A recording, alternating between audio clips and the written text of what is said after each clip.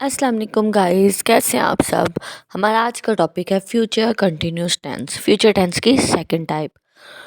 ये बहुत इम्पॉर्टेंट है और हमारे टेंस को समझने के लिए इसकी हर टाइप को अच्छे से समझना बहुत ज़रूरी है। इसलिए मेरी वीडियो आज की वाली बहुत इम्पॉर्टेंट होने वाली है। इसको बिल्कुल भी स्किप मत कीजिए और पूरी वीडियो देखें ताकि आपको ये सेंटेंस अच्छे से समझ आ सके। अब हम अपना वक्त ज़ाया किए बगैर अपनी आज की वीडियो को स्टार्ट करते हैं फ्यूचर कंटिन्यूस टेंस। और सबसे पहले हम देखते हैं इसकी डेफिनेशन को।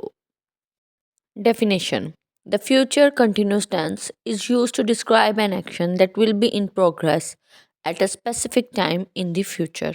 यानी कि फ्यूचर कंटिन्यूस टेंस वो है जिसमें कोई भी काम फ्यूचर में किसी ख़ास वक्त में लेकिन जारी रहे, पर बात वो फ्यूचर की हो। इसकी वही उर्दू में इसकी पहचान हमेशा की तरह हमारे जो कंटिन्यूस टेंसेस होते हैं जिसमें रहा होगा, रहेगी या कोई काम जारी फ्यूचर के मुताबिक होगा।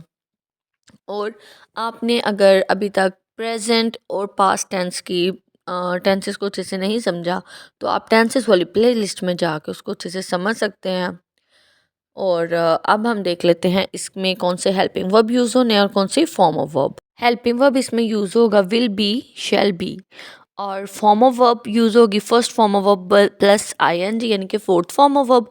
और विल बी और शैल बी का सेम वही रूल है जो कि हमने प्रेजेंट सॉरी जब हमने फ्यूचर सिंपल टेंस किया है उसमें जब मैंने इनको एक्सप्लेन किया बड़ा डीपली अच्छे तरीके से। अगर किसी ने वो वीडियो नहीं देखी तो जाके उसको दोबारा देखे और सुन ले और इस चीज़ को समझ ले।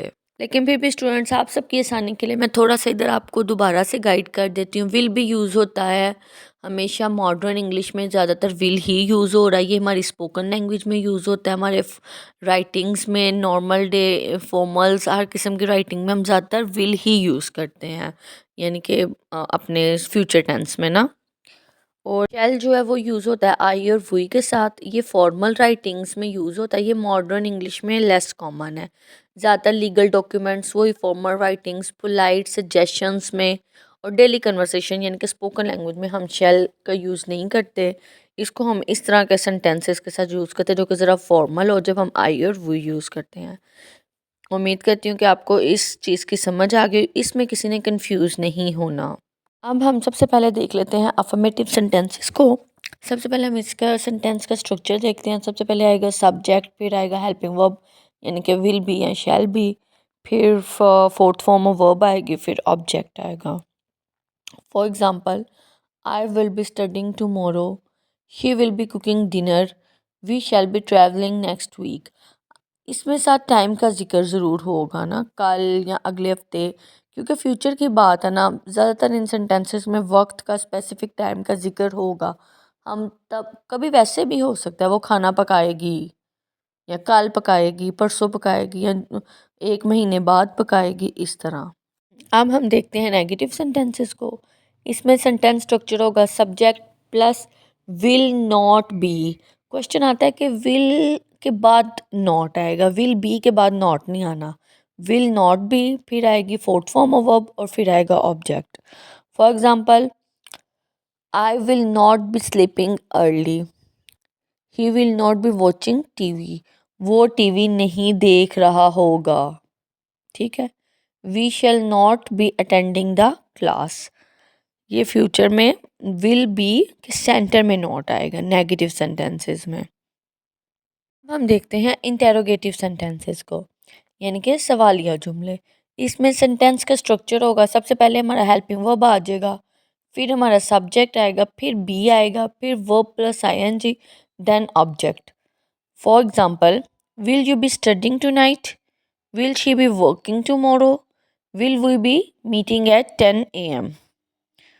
समझ आ रही है? अगर किसी को किसी भी चीज़ की समझ नहीं आ रही वो कमेंट बॉक्स में मेरे से पूछ सकता है। अब हम देख लेते हैं नेगेटिव प्लस इंटेरोगेटिव सेंटेंसेस को। सबसे पहले हम सेंटेंस स्ट्रक्चर देखते हैं। Will shall plus subject plus not plus be plus verb plus ING plus object. उसके बाद हमें इसकी अब एग्जांपल्स को देखते हैं। Will you not be studying tonight, will she not be attending the meeting, shall I not be working during office hours.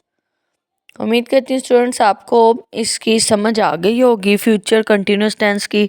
अगर किसी चीज़ की भी नहीं समझ आई तो आप मेरे से पूछ सकते हैं। मैं इंशाल्लाह सबको कमेंट बैक ज़रूर करूँगी, रिप्लाई ज़रूर दूँगी सबके कमेंट्स के इंशाल्लाह। लेकिन स्टूडेंट्स आपने इस चीज़ के लिए परेशान नहीं होना कि अभी एग्ज़ाम्पल्स में तो मैं सिर्फ स्टेटमेंट्स बोल देती हूँ। बस अब इंशाल्लाह कुछ दिन में हमारी टेंसेस की सीरीज़ कंप्लीट हो जाएंगी, फिर हम इनकी एग्ज़ाम्पल्स की ही प्रैक्टिस करेंगे। इन टेंसेस की जितनी ज़्यादा प्रैक्टिस होगी उतने ये फिंगर टिप्स में होंगे। उसमें यही चीज़ हुआ करेगी कि मैं उर्दू में पैसेज आपको स्क्रीन पे नज़र आएगा और उसकी हम ट्रांसलेशन करके देखा करेंगे। इससे आपकी ये चीज़ और क्लियर हो जाएगी और आपको इंशाल्लाह आसानी हो जाएगी समझने में। स्टूडेंट्स, अगर आपको आज की वीडियो पसंद आई है तो मेरी वीडियो को लाइक और करना ना भूलिए और इस पे कमेंट भी ज़रूर दीजिए ताकि मुझे भी पता हो कि आप लोग इन चीज़ों को पसंद कर रहे हैं और आपको मेरी वीडियोस पसंद आ रही हैं। और अगर मेरे चैनल पर कोई इंसान नया है तो वो मेरे चैनल को सब्सक्राइब कर ले ताकि आइंदा आने वाली वीडियो आपको फ़ौरन से मिल सके, और बेल आइकन को भी प्रेस कर दीजिए। अल्लाह हाफिज़।